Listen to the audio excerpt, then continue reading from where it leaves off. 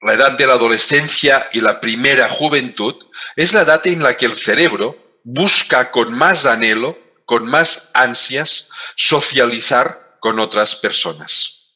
Básicamente con personas de su misma edad. La adolescencia y la juventud es una etapa clave para la vida humana. Dejamos atrás la infancia, en que dependíamos de todo y para todo de los adultos, de nuestros padres, para llegar a la edad adulta, donde dependeremos solo de nosotros mismos. Claro, no solo de nosotros mismos, dependeremos de nosotros mismos y de nuestros compañeros, de la red social que hayamos tejido.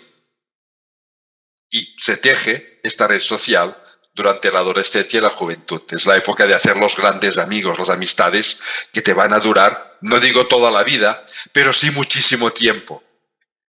¿Qué sucede?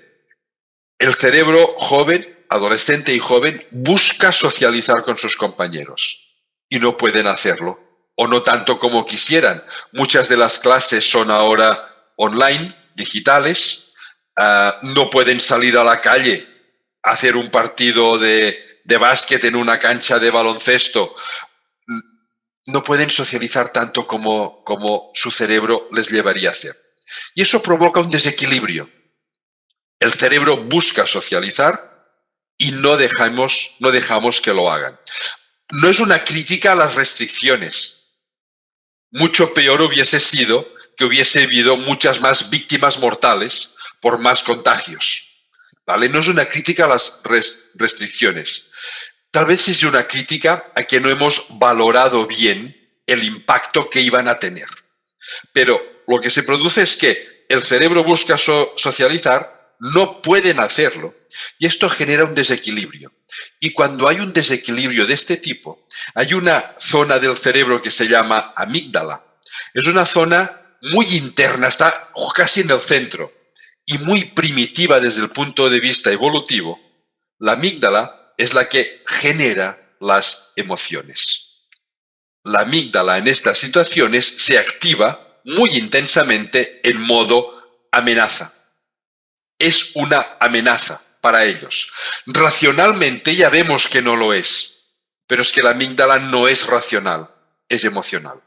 Y se activa en modo amenaza. Necesito socializar y no puedo hacerlo. ¿Qué va a pasar?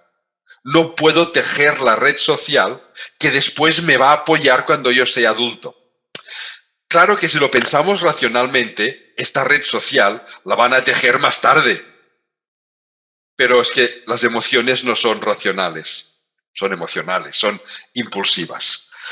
Esta sensación de amenaza puede llevar a dos sitios diferentes. A ver, primero, no todos los jóvenes lo viven de la misma manera. Hay un componente genético. Hay algunas personas con más predisposición a que se active la amígdala en modo amenaza y hay personas con menos predisposición. Pero es una predisposición. Se suma a otros factores, por ejemplo, familiares. No es lo mismo vivir en un entorno familiar que te apoye y que se sienta razonablemente cómodo. Nadie está cómodo con la situación actual, ¿no? Pero razonablemente cómodo no es lo mismo que estar en un entorno familiar donde hayas perdido a seres queridos, donde hayas visto que a lo mejor el empleo de tus padres peligra o se han quedado sin empleo por la situación. Eso marca muchas diferencias. No es lo mismo tener una buena conexión del ordenador para poder recibir clases en línea que no tenerla. Todo eso se añade, suma hacia una dirección o hacia otra. Lo importante es que la amenaza está ahí, la sensación de amenaza está ahí, y hay dos maneras de responder ante ella. Una es a través del miedo. Volvemos al miedo. El miedo es una emoción básica, primordial. Ante una amenaza, una alternativa es escondernos o huir, y eso es lo que hace el miedo. Pero claro, ante una pandemia, ¿a dónde huimos? No hay dónde huir. ¿Dónde nos escondemos? No hay dónde esconderse. Y eso es lo que lleva a algunos adolescentes y jóvenes hacia la tristeza, el abandonamiento de sí mismos, la depresión incluso. Se ha visto que hay un incremento muy importante de adolescentes y jóvenes con sensaciones de soledad, de tristeza e incluso de depresión. Este es un extremo. Y hay otras personas que ante la sensación de amenaza responden con ira. La ira es otra emoción básica que lleva a la agresividad defensiva. No es violencia. Después lo podemos convertir socialmente en violencia. Es una agresividad para defenderte de la amenaza. Me defiendo para protegerme. Pero claro, esta ira, a nivel social, fácilmente cruza la frontera hacia violencia.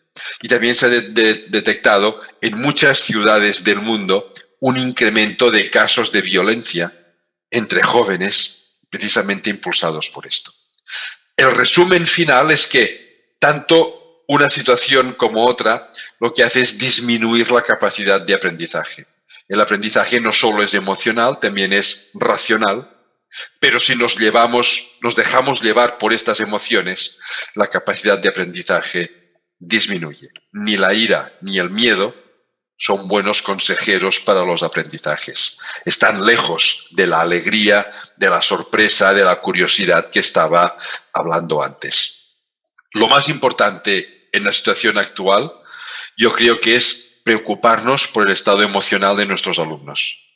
Deberíamos preguntarles cada día cómo están hoy, cómo están ustedes, ¿se sienten a gusto? Y dedicar rato a hablar con ellos. La función de los tutores, las tutorías, es justamente esta: ver cómo están. Incluso hacer, iba a decir, juegos online, en línea, para que se animen, para que esta sensación de soledad y tristeza disminuya. Si disminuye, los aprendizajes se pueden mantener a buen ritmo. Si no, perderemos una oportunidad. A la larga, dentro de 2, 4, 6, 10 años, cuanto menos lo hayamos sufrido ahora, mejor, pero no sabemos hacia dónde irá porque, por suerte, una situación como la actual no se había producido nunca. Una de las inquietudes que han manifestado los docentes que están participando de esta charla es cómo aprende el cerebro y si hay diferentes formas y si las personas tienen diferentes formas de aprender. ¿Qué nos puedes contar sobre este aspecto, David? Cada persona tiene sus formas de aprender preferidas, pero todos aprendemos más o menos de la misma manera. A ver, sí que cada persona, hay personas que, bueno, que prefieren pues leer un texto, personas que prefieren ver un esquema, personas que prefieren estudiar solas y personas que prefieren estudiar con compañeros. Pero las diferencias son pequeñas. Hay algunos puntos básicos que son comunes a todas las personas en todo el mundo, que por lo tanto no son culturales. No es que en Colombia se prefiera un tipo de aprendizaje y a lo mejor en otro país del mundo, en Francia o en Australia, se prefiera otra forma. Son biológicas, son formas biológicas de aprender. La primera son los aspectos emocionales que ya comentaba antes. Estos aspectos emocionales que deben estar presentes siempre. Cuando nos preparamos una clase, es muy importante saber qué les queremos decir, por supuesto, pero igualmente importante es cómo se lo vamos a decir, cómo despertaremos su interés, cómo les ayudaremos a generar motivación. No se trata de que siempre les estemos motivando nosotros, se trata de que les ayudemos a que encuentren sus propias motivaciones. ¿Cómo vamos a estimular confianza entre ellos? ¿Cómo vamos a despertar curiosidad? ¿Es tan importante esto? De hecho, yo creo que es más importante, pero esto es una visión muy personal. Al menos es tan importante esto como qué les vamos a enseñar en esa clase, en esa sesión, ese día.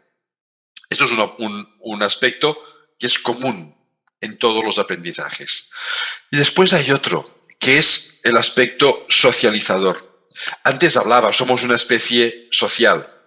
Se ha visto que cuando aprendemos con otras personas, cuando aprendemos de forma colaborativa no es todos haciendo lo mismo.